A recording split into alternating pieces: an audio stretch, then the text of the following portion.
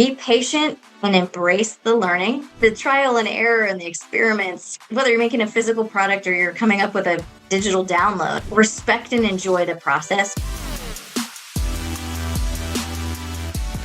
Welcome to the Optimized Workplace. I'm your host, Fran Bishop, where our discussions with influencers, experts, and innovators are helping transform the well-being and sustainability of today's workplaces and spaces. Today, I'm speaking with the incomparable Lacey Haegen, CEO and founder of Beaute Nouveau, a truly unique skincare company. Beaute Nouveau holds the mission of helping women prepare themselves for their very best day, every day, and holds a vision of a world where our worth and value is not attached to our beauty. Hold on to your hats, folks, because I think this is going to be a really phenomenal conversation. Lacey founded Beaute Nouveau after years of working in mainstream luxury cosmetics industry and realizing that the industry was outdated and stuck on profit over people. And her passion was to create a full line of petroleum-free, truly botanical products that would deliver the most luxurious experience and also fit into the real-time, fast-moving needs of fast-moving modern women like yours truly. Lacey believes that a modern skincare company must be values-based and provide helpful education about skincare, self-care, and self-advocacy, and be a core mission of their strategy. I love everything about that. Yes, that's her rap sheet, but let me tell you who she really is. So full disclosure, Lacey is actually an advisor of mine through the Pinnacle Global Network. I've known her for about 2 years now. I just think she's phenomenal. I've used her product. So full disclosure, yeah, I'm part of the fan fave. I'm loving everything that she's doing. And I'm so happy to bring her to our audience here on the Optimized Workplace. So welcome, Lacey. I am so excited to be here. Thank you so much for inviting me. Well, I'm excited to dive into this conversation because I think I've always loved from afar watching the cosmetic and beauty industry. I know you've been in it for decades now. She doesn't look like it. If you ever meet her in person, she looks like literally she just finished college. She's gorgeous woman, porcelain skin, just the whole 9 yards. Kind of makes you a little bit like, yeah. You know how people always look perfect who are working at cosmetic counters? Well, she's one of those people. But she's also a real live gal. Like, I love everything about her. She's so real and so phenomenal. And I want you to unpack the 9 core values of Beaute Nouveau, because I thought this was really interesting when I was looking at the show notes about your organization. You know, what was it that made you create those 9 core values when you were even launching this company and this idea in the beginning? I would have to say that the values weren't necessarily something that was immediately apparent to me. I couldn't have listed in the very beginning, here's what our 9 core values are. But as I really worked to unpack what I was trying to do and the culture I wanted to create and the feeling I wanted to give to not only our customers, but also team members, was very much enraptured in values. And I really also wanted to create a framework for communication, because we talk a lot about vision, which I think is very linked to values. But sometimes it's hard to communicate vision. How do you communicate something that hasn't happened yet, that you may see in your mind's eye, but you may not be able to articulate verbally in such a way that people really understand where you're going? So we may not always understand our vision entirely, but we can always understand our values. And so those are really the core foundational pieces in how we do everything. So whether it's how I decide to respond to an email, how I decide to respond to a person in front of me, how we create a product, how we talk about our product, if we can connect that to values, we will always be on brand and we will always be on mission, and we will eventually always be walking towards our vision. So I think that they're behavioral indicators, they're KPIs, but they're also just a way to ground everybody in the same direction. That is so rich. Your people must be, you must put them through such a vetting cycle. I can only imagine. I'm curious though, you know, what was your why? I'm sure you get this question a lot, but there are so many cosmetic companies. There's so many skincare lines. You can buy skincare everywhere now, right? You're checking out at Whole Foods, you buy skincare. You're checking out at TJ Maxx. They've got the, clearance stuff.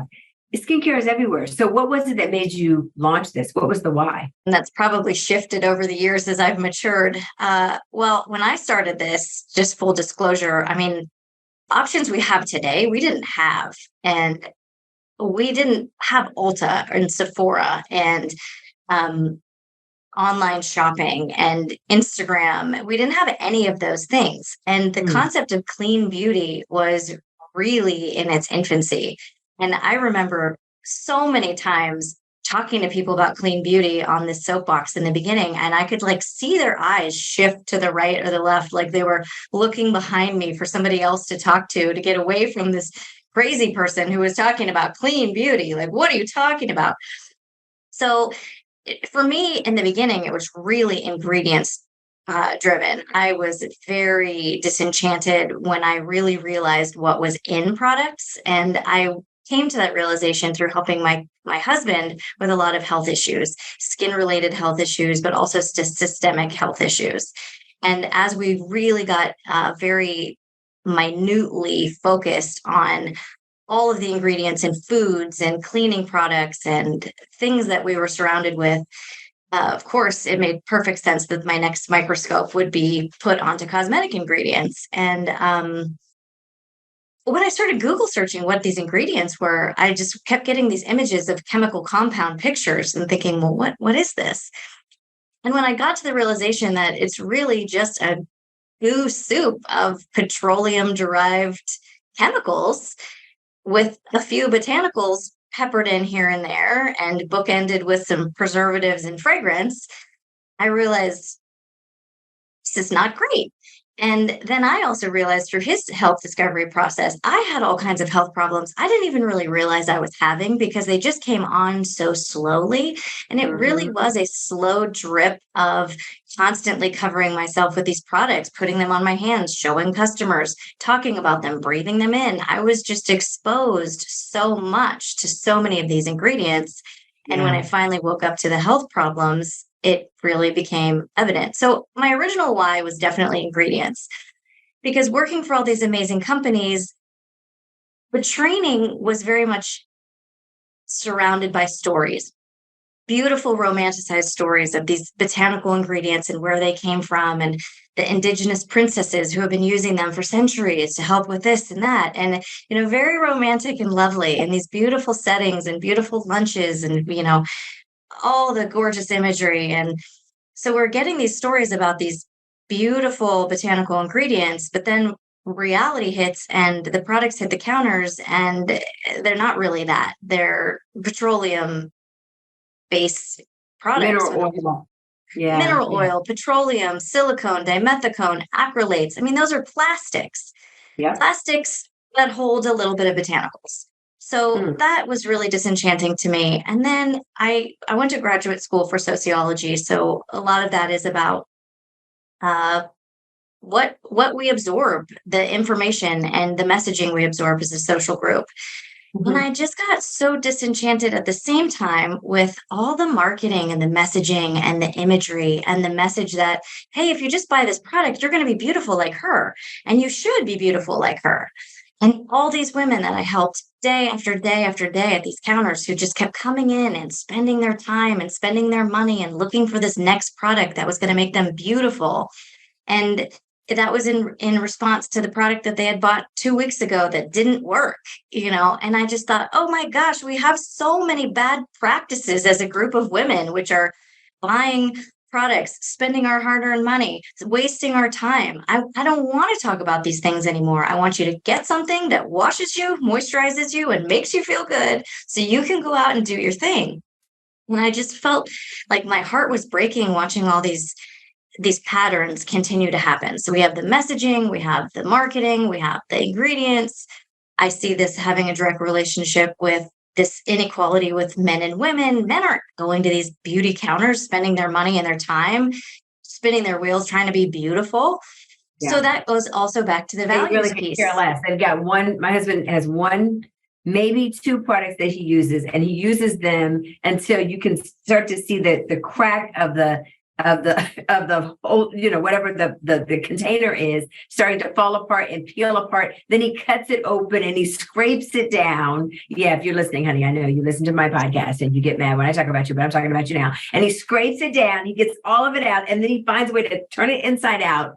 And I'm like, well, you're probably getting some contaminants from the packaging. Yeah, but I want to get all of it. That's their idea of beauty. So please continue. Yeah. Women on the flip side have a cupboard and 5 drawers full of old half-used products that have just gotten stashed away in search of the next one. So then we have all other issues related to that.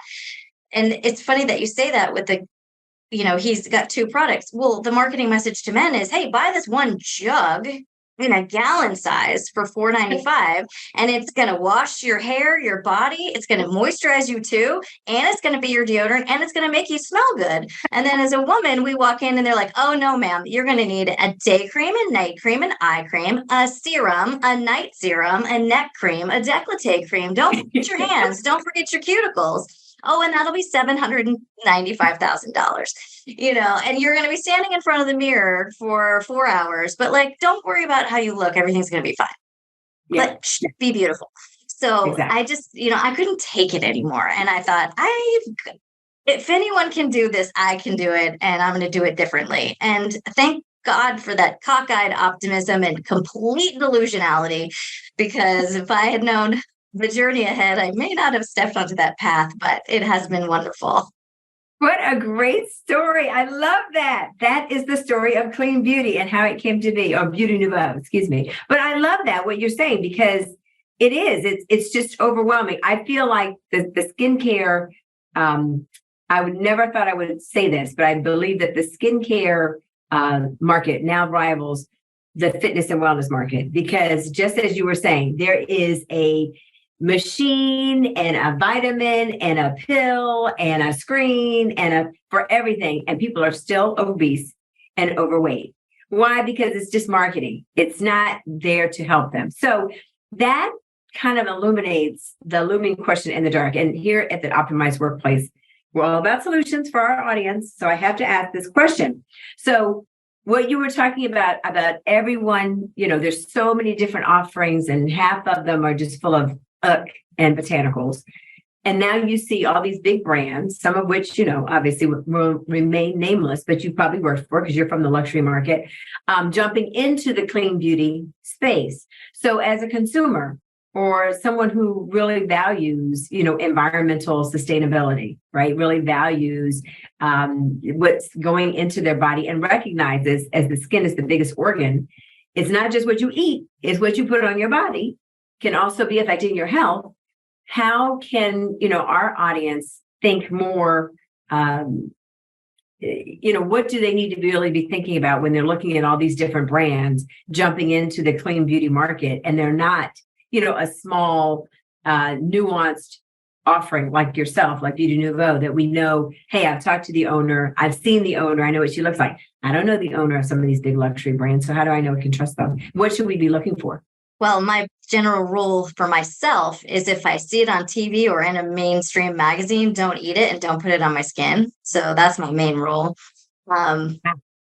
That's just for me. Not everybody's going to adopt that. But I'd say, first of all, you got to look past the fancy.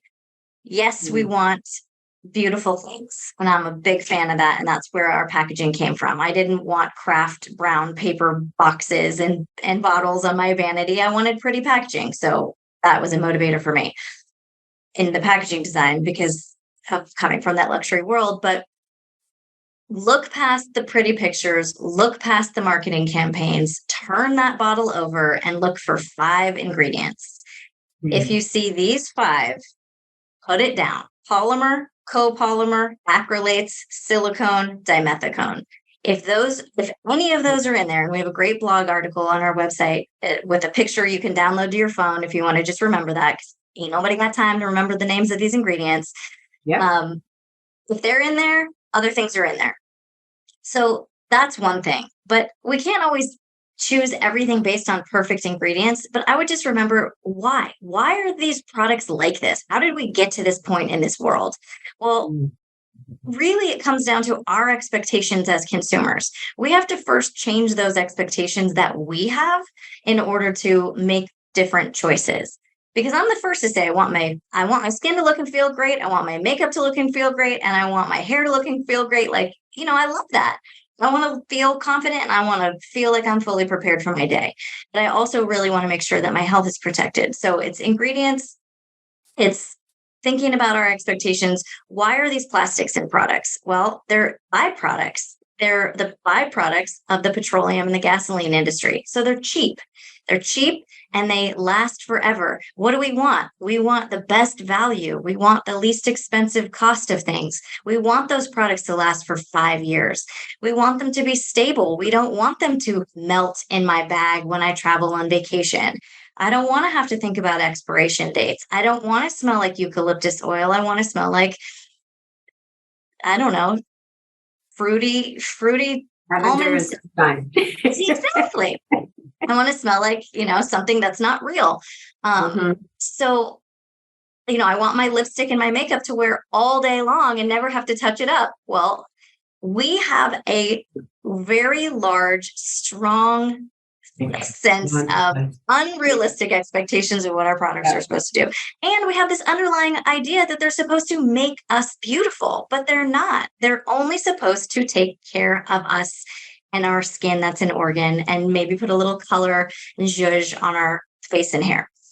Well, so I think you said something really powerful too, though, Lacey, is that it's just like, there's a lot of buzz around the inexhaustibility and the unsustainability, lack of a better word, of fast fashion.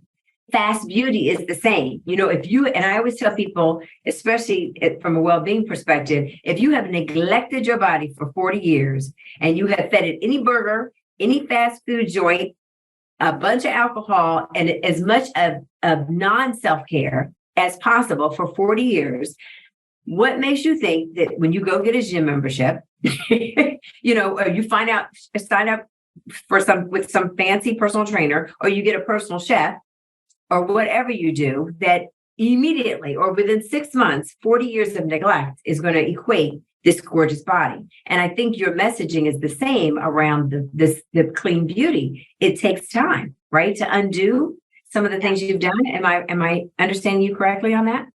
Yeah. And it is a purging process to let go of some old products and to change our expectation. Like, my least favorite thing or question I get asked is this going to work? I'm like, work what? Work how? What is your expectation that it's going to work? I mean, you're not going to get younger tomorrow than you were today. Like, nothing's going to work. I don't know what this work is supposed to be. Is your lipstick supposed to stay on all day? I love her as an advisor. Like she's just no BS. Let's go with it. Keep going. So it's like, is it going to be anti-aging? No, nothing's going to be anti-aging. It's just not going to happen. Yes, there's peptides. Yes, there's collagen boosters. There's these like buzzwords that we know. But at the end of the day, it's overall self-care. It's your mindset. It's your sleep. It's how well you're taking care of yourself overall. It's how clean are the ingredients that you're putting on your skin. And also, like you said, back to your question about like, how do I buy these things? How do I know where to start? My rule, if it's on TV and it's in a big magazine, don't buy it. But there's also the category I love to call best of the worst.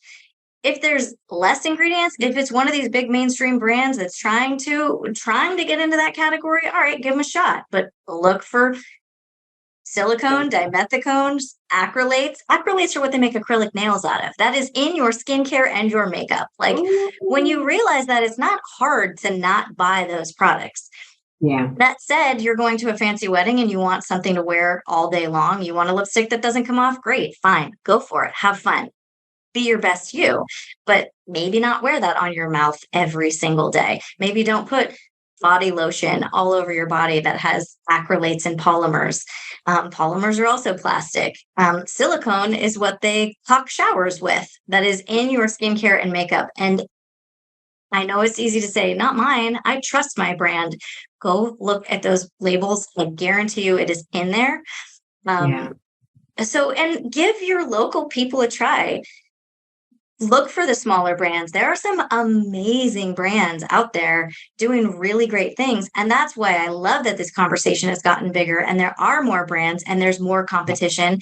Because when I started this, there wasn't much competition. Now it's a really big conversation, and there's a lot of people doing great things in the hair space and the makeup space and the skin space. And they're people focused on being impactful, not necessarily just making profits. So that has a different level of trust and different experience just backing it. Mhm. But you're going to have to do a little bit of research and digging to find the brand that really fits you. And maybe it's a combination of products. I mean, we have really tried to be that line that you can get everything in, so you don't have to think about it. I want you to buy your products once a quarter and then not think about it until you have to buy them all again, and you don't have to go searching for something else. You know this is a trusted brand. You know it's going to work for you. You know you enjoy the experience. You know you feel your best. That's our goal.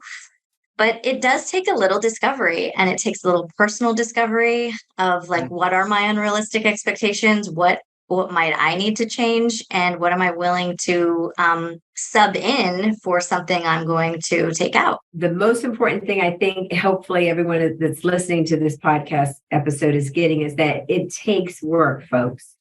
There is no magic wand. There's no perfect pill. There's no perfect product.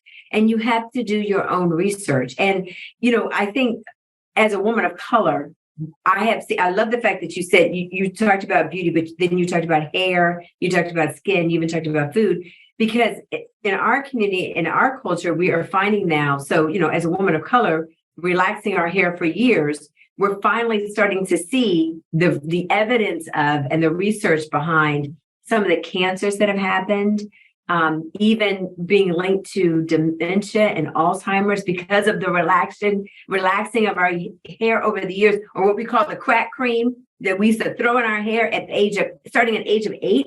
My hair was relaxed, and I stopped doing it, 10 years ago, but you still have the vibe, you have all the after effects that you deal with. Like you said, you wake up with all these health issues and concerns and conditions that you're like, where'd this come from? Oh, so that cream that I was putting on my hair that was like relaxing, that chemical, that seeped into my skin. Oh, that it caused this problem. Like, you don't think about that. You don't think about the correlation of the after effects, but it's the same with skincare, right? It's our largest organ. So we do have to take not social responsibility, personal responsibility. You can't just go buy it quickly. You have to take time, read the ingredients, look at what's on the label, pay close attention to that. I love what you were saying around buy local. I found local hair care companies. I found you. I've used, in full disclosure, I've sent Beaute Nouveau products to clients as thank you gifts. They love the product. My employees love the product. I mean, it's really good stuff. So you're right. I mean, finding locally sustainable, local providers and designers, I think is phenomenal.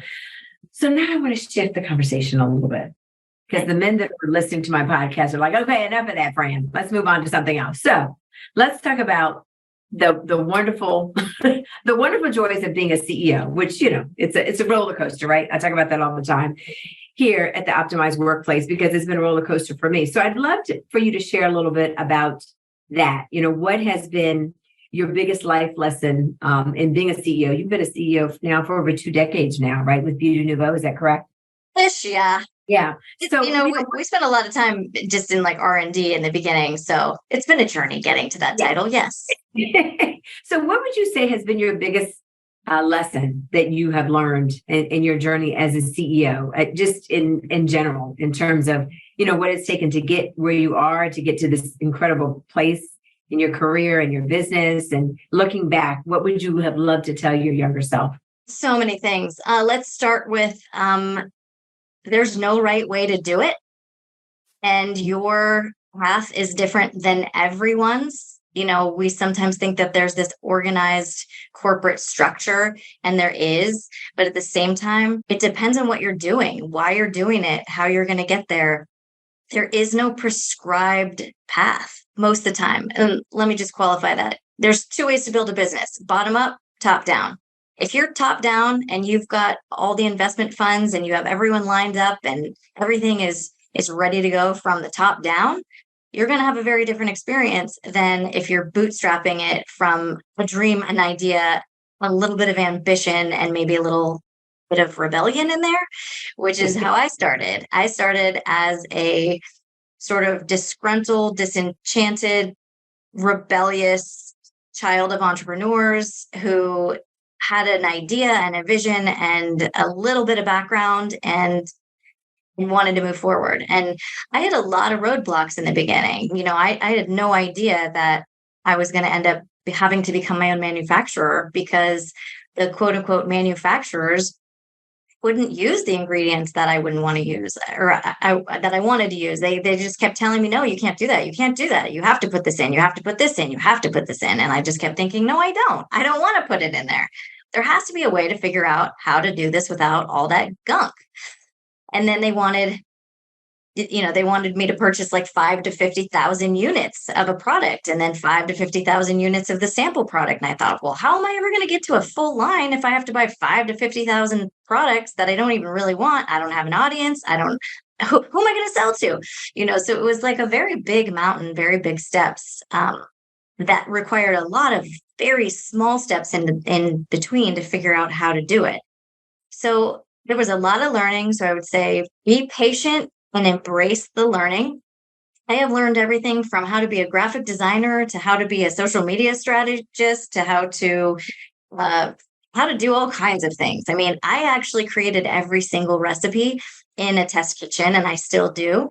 So the trial and error and the experiments, whether you're making a physical product or you're coming up with a digital download, I mean, just respect and enjoy the process, because if you're trying to get to the end place, it's going to be miserable, because there is no end space. It just keeps going, and you keep developing, and you keep learning, and you keep growing, and everything keeps expanding. So I think I would remind myself in those crying times of how am I ever going to get this to what I want it to be?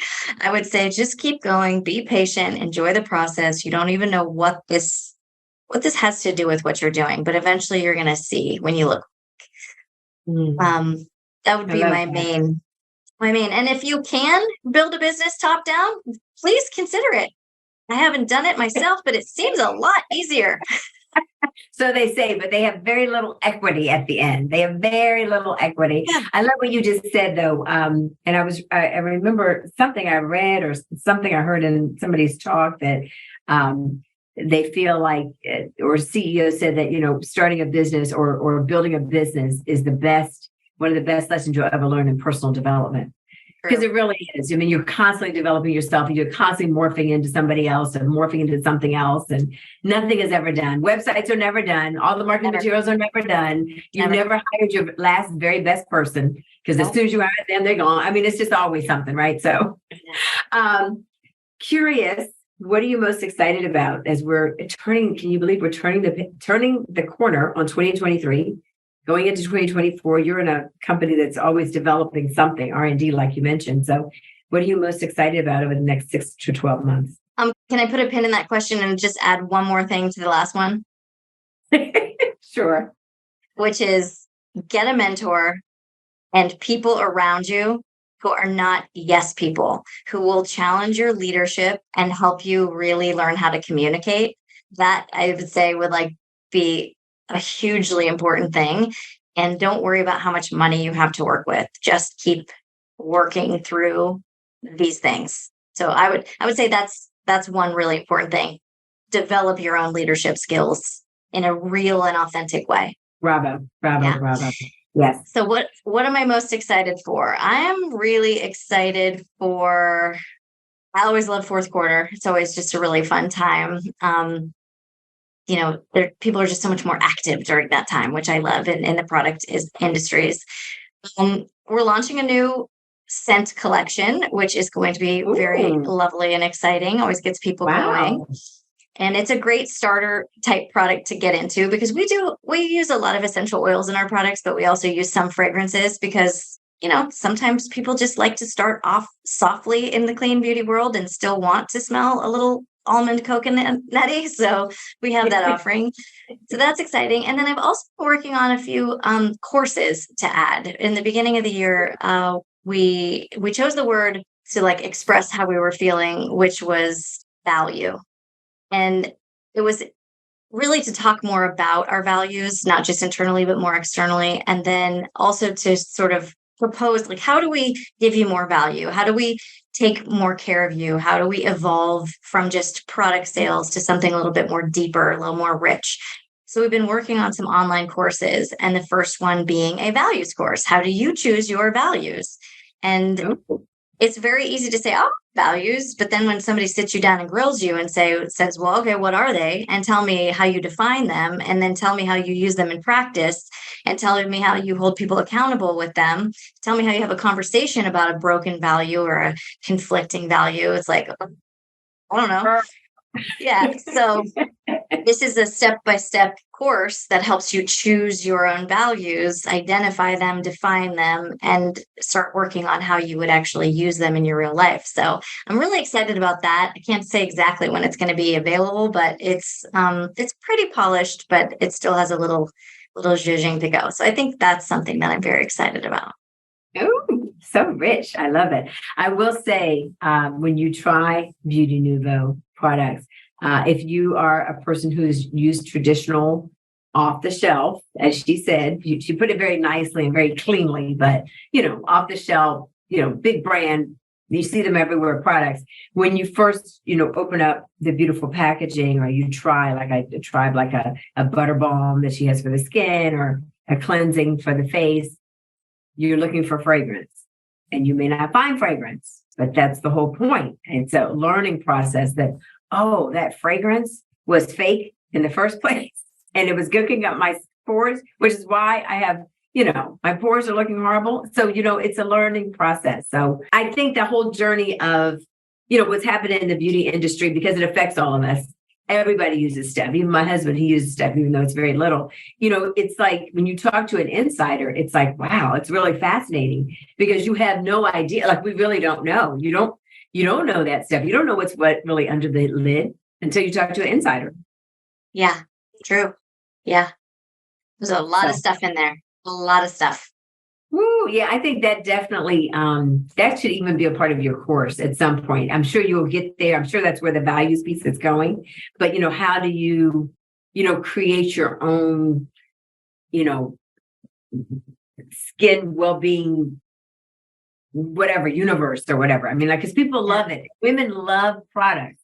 I'm one of those women. I really do love products, but I do feel like there's, maybe how you create your own clean beauty journey, because I think there's just so much out there that you just end up, oh, let me try that. Let me try that. Let me try that. So, creating your own journey, carving out your own journey, discovering your own journey, and that you can still have fun with it and try different things. And then I think there's this whole new group of women that do like to buy less, but my age group, we like to buy stuff, 40 plus. Yeah.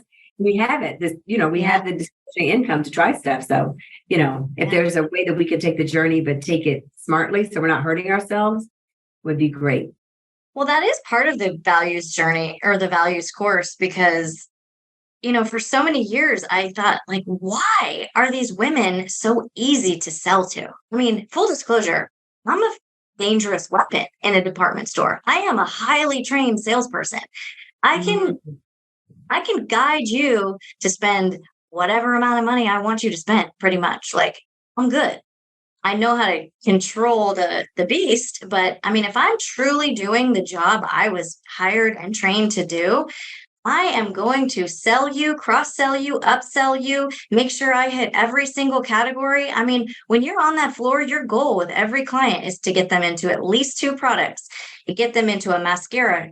There's a goal per category. You want them ideally to walk away with a mascara, a foundation, a powder, a color product, a fragrance, a body product. Like, you're trying to get them into specific product categories to make this array of goals that have been set before you. I mean, there's talk about the customer journey, the sales journey. It's intense. And I was very good at it.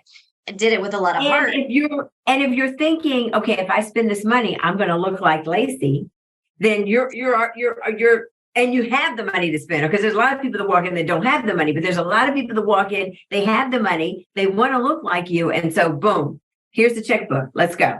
Right? And you know what? If you have the money and you want to spend the money and that's what you're doing, great. My issue came when it was like, I don't really have the money. I don't really know what I'm here to buy, but like I'm seeking something because there's a void I want to fill. That I don't like. That it's like, all right, let's get down to what you really are looking for. What are we trying to do here? What's the realistic budget? I don't want you to have buyer's remorse. I don't want you to feel later like, oh, I shouldn't have bought that. Now I have to sacrifice something that's really important. So how do we find that balance there? And I can't tell you how many times, speaking to that point that you just brought up, that women would start the conversation with like, well, what are you wearing? I'm like, girl, I am like a transparent, ultra white, no pigment person. Like, what I am wearing is not going to look the same as what you're wearing. And I don't even know, because I just grabbed it off the counter and slapped it on myself because I don't care. I'm just wearing it because I'm paid to wear it here. So, Wow. That was part of it. But then I just always wondered, like, what was the motivation that would bring somebody in and then let them be talked into so many things? Because it was very clear when somebody was being talked into something and when they were making the decision. And if I could be honest, I made your decisions most of the time. I'm just speaking generally, but it was a rare situation where I felt that my customer was leading the charge. And that is part of sales training. Do not get on their ride, guide the sale. You choose, you make the choices, you tell them what they need.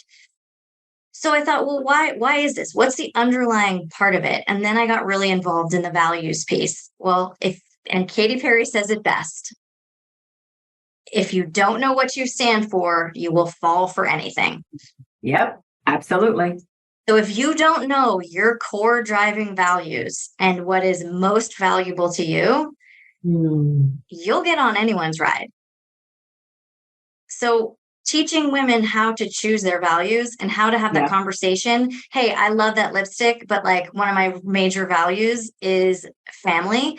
And I'm super committed to saving money to take my family on a vacation where we can build the most amazing memories. Like, it makes it much easier to make purchasing decisions, whether it's a lipstick or a car.